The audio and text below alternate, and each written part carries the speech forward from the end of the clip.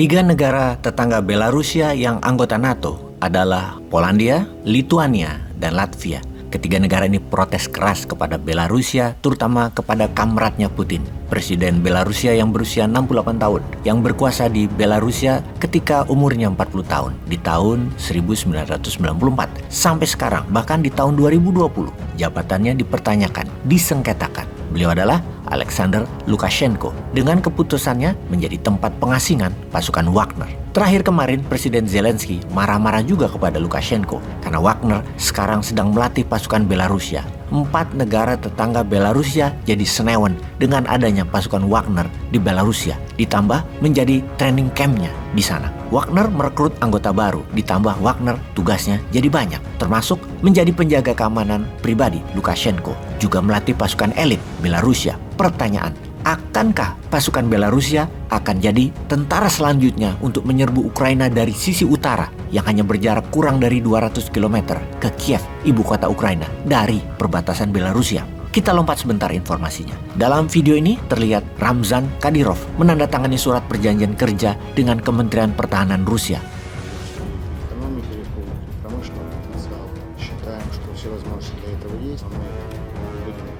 Готовы обсуждать вопрос развития малого, среднего строительства, инвестиционных работ уже ведем какой-то. Нас вот очень лично все поговорить, пожать руки.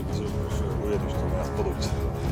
Подписывается соглашение о сотрудничестве между Чеченской Республикой, публичным акционерным обществом «Промсвязьбанк», Чеченской Республикой в лице главы Чеченской Республики Кадырова Рамзана Ахматовича с одной стороны и публичным акционерным обществом «Промсвязьбанк» в лице председателя Владимира Михайловича. Dalam perjanjian tersebut, pasukan Chechen akan menempatkan 12.000 tentaranya di Ukraina menggantikan pasukan Wagner dan akan meningkatkan pasukannya menjadi 70.000 dengan arah serangan adalah sisi barat Ukraina ke arah kota Odessa. Kita semua tahu, kemenangan Rusia di kota pelabuhan Mariupol adalah kemenangan pasukan Chechen. Sekarang mereka masuk lagi setelah istirahat ke arah kota pelabuhan lainnya, Odessa. Sungguh tidak terbayangkan kalau kota Odessa itu takluk karena Ukraina tidak punya pantai, tidak punya pelabuhan jadinya. Namun kita juga semua tahu perang di Eropa tidak pernah sebentar, pasti lama, panjang, dan merugikan. Wagner pada tenggat batas waktu 1 Juli 2023 menolak tawaran Sergei Shoigu, Menteri Pertahanan Rusia, agar tentara Wagner bergabung dalam struktur militer di Tentara Federasi Rusia. Ada tanda kepangkatan.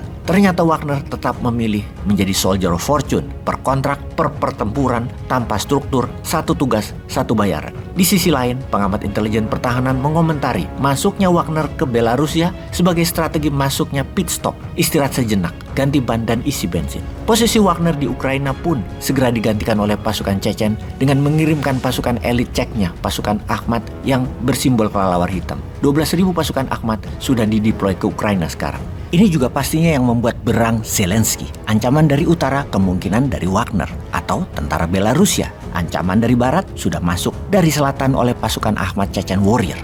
Sahabat, melihat perang di Ukraina ini, kita Indonesia harus bercermin. Papua Nugini kemarin menandatangani kerjasama dengan Amerika ketika Blinken, Menteri Luar Negeri Amerika, di sana baru-baru ini membuat perjanjian. Yang isi perjanjian tersebut, Amerika boleh menggunakan Papua Nugini sebagai sarana militer. Tentara Amerika boleh masuk kapan saja, pakai tanda kepangkatan dan baju militer, bahkan pakai battle suit atau pakai baju perang sekalipun boleh gunakan tanah Papua Nugini. Dan ini kalau kita sadar adalah ancaman, mengingat Pulau Papua kita punya separuhnya yang ada emasnya itu loh. Kita ini sepinter Putin nggak ya? Punya Chechen, punya Wagner, punya Belarusia.